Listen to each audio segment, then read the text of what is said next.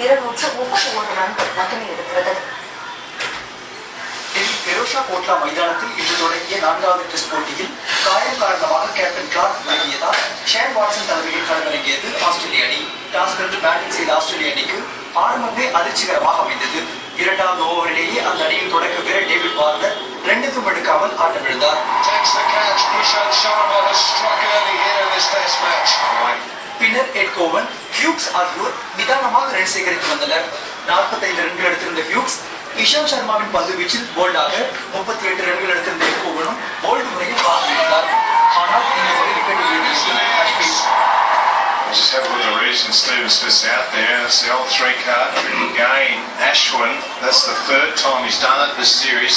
அதன் பின்னர் அந்த அணியின் கேப்டன் ஷேன் வாட்சன், மேத்யூ கோட், மேக்ஸ்வெல், மிச்சல் ஜான்சன் ஆகியோர் சீரான இடைவெளியில் சொற்ப ரன்களுக்கு விக்கெட்டுகளை பறிகொடுத்தனர்.